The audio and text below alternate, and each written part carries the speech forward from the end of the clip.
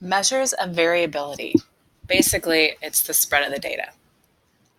And there are three different ways we can look at that. First is the range, which is how does your data range? It's basically the largest value minus the smallest. It's very seldomly used. The second is the variance, which ties in with standard deviation, and it measures how far each number in a set is away from the mean. So how far away is each number from the mean? We're using alphabetic letters for sample, S, and sigma, Greek letters for the population. The standard deviation is the square root of the variance. So it will have units of S and sigma. Some important properties of standard deviation, which is a really powerful tool, is it measures the variation from the mean. So you have to know the mean. The value is positive. So it basically is measuring how the data varies. Standard deviation will be 0 if every single one of your data points is the same because there's no variation whatsoever. Larger values of S indicate larger variations in the data. 3, the value of S can increase dramatically if outliers are present. If you have a very large number or a very small number that doesn't really fit with the rest of your data, the value of the standard deviation can increase because it is measuring the spread of the data. And 4, the units of standard deviation are the same as the units of the original data set. So let's just throw up a few different examples. We'll use uniform. So we have this data set. We have this data set. We have this data set. And let's say all of them have a mean of 5. As you can see in these very well-drawn graphs, is the data doesn't look the same at all.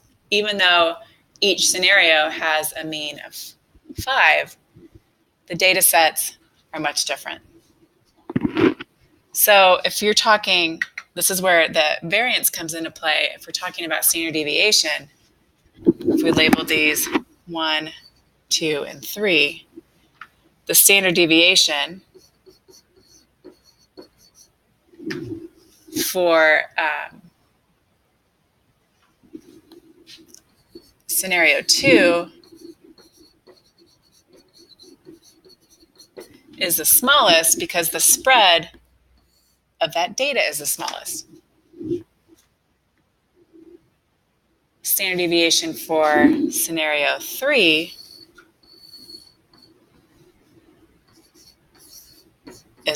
would be the largest because the spread of that data is much greater than the other two. So if you were looking at a study, let's say, of workplace salaries, and all of them said they had the same mean, these are very different scenarios. Option 2, these employees are relatively paid similar amounts. Whereas if you worked at facility 3, you've got people making a very wide range of salaries. That would be important information to know if you were doing a study on employee salaries. Okay, let's look at one more graph here. This is what's cool about a uniform distribution. What has been found, this is a great rule of thumb, is that about 68% of all of your data points in a uniform distribution occur within one standard deviation of the mean. So 1 to the right of the mean, 1 standard deviation to the left of the mean should contain about 68% of your observations.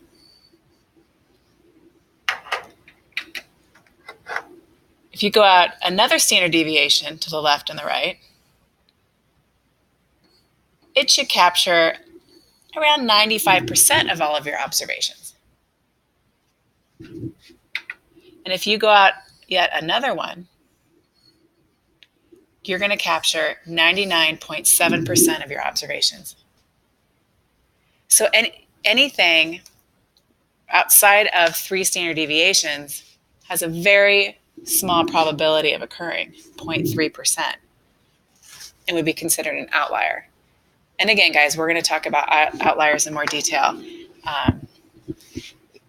either in statistics or if you're in statistics in the next chapter.